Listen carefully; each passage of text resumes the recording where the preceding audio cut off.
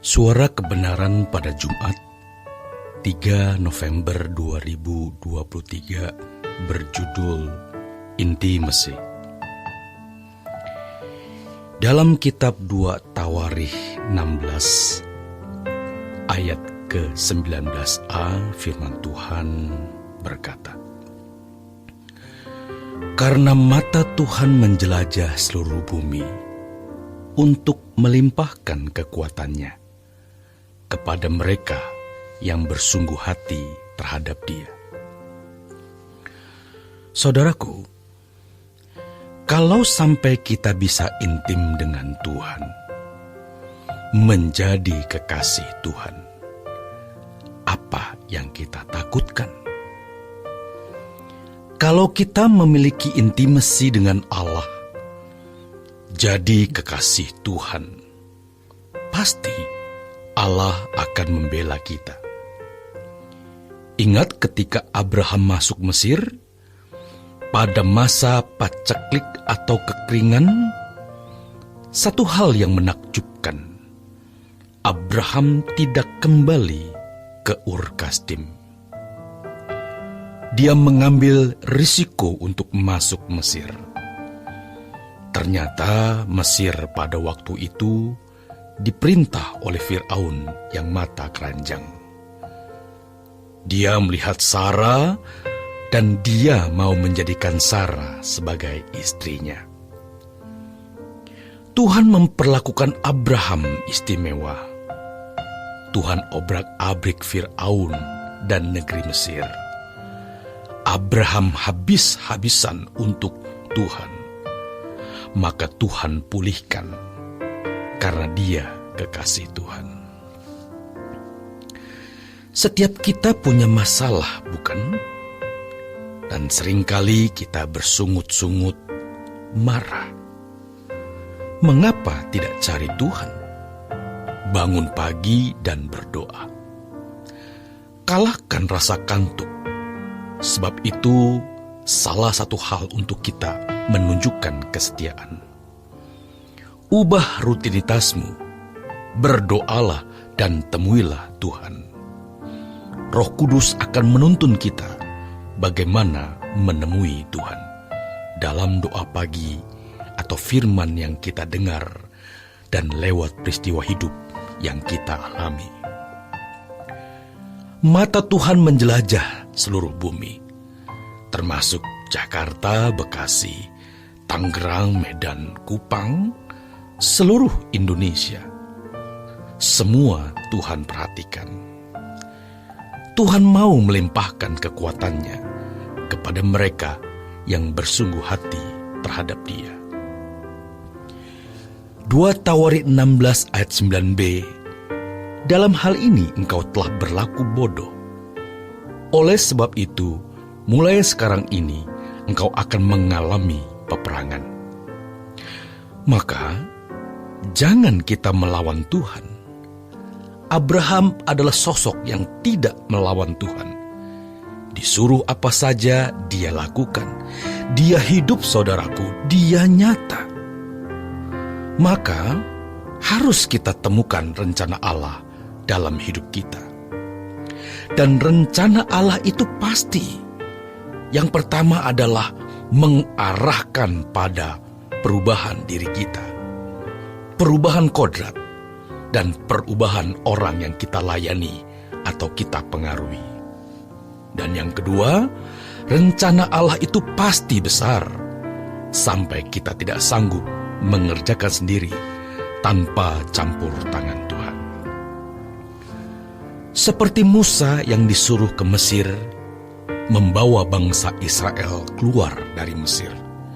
Itu adalah proyek Allah yang besar. Mustahil bagi Musa, tetapi tidak mustahil bagi Allah. Masalah kita besar, saudaraku, maka serahkan ke dalam tangan Tuhan. Sebab perusahaan kita, usaha kita adalah milik Tuhan. Everything we have belongs to God. Dan kalau itu kita klaim milik Tuhan, dan kita perlakukan itu dengan benar, maka kita tidak perlu minta-minta Tuhan tolong. Pasti Tuhan akan menolong. Oleh karenanya kita kerjakan bagian kita dengan sebaik-baiknya. Di luar kemampuan kita, Tuhan yang mengerjakan. Yang penting jangan sampai usaha kita maju jadi lupa diri, malah masuk neraka. Tuhan sangat tertarik menolong kita, tetapi Ia lebih tertarik menyelamatkan kita di kekekalan. Ingat saudaraku, tidak ada orang yang bisa melarang kita menjadikan Tuhan kebahagiaan kita. Dan tidak ada orang yang bisa menghalangi kita menjadikan Tuhan satu-satunya harta kita. Maka, dimanapun kita berada, kapanpun, sedang mengerjakan apa, sakit atau sehat, kelimpahan atau kekurangan, kita tetap di hadirat Tuhan. Dan terus menghayati kehadiran Allah. Keberadaan Allah yang hidup itu supaya kita menjaga perasaannya. Salah satu tokoh dalam Alkitab yakni Yusuf, dia bisa menjadi seorang yang takut akan Allah itu bukan dalam 1, 2, atau 3 tahun. Sejak muda dia tidak ikut terlibat dengan kejahatan kakak-kakaknya.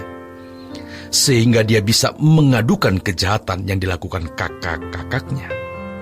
Maka ketika dia mendapat kesempatan menikmati kepuasan daging, Yusuf berkata, "Bagaimana aku bisa melakukan dosa sebesar ini di hadapan Allahku?"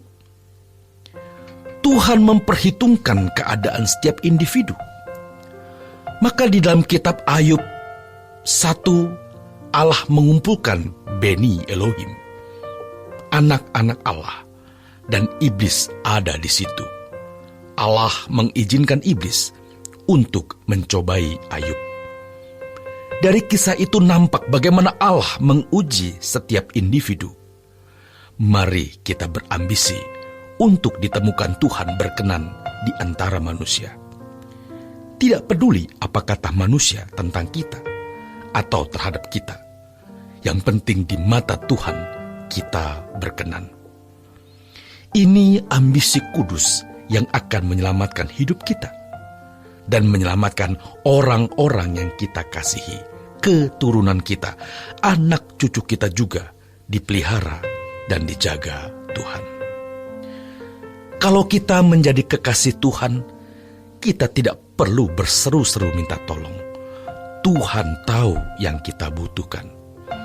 Orang-orang muda, janganlah menjadi sombong.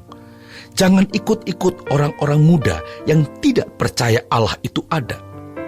Tapi kita memilih percaya kepada Tuhan, bukan apa kata orang, tapi karena kita sendiri mengalami Dia, bahwa Dia nyata dalam hidup kita.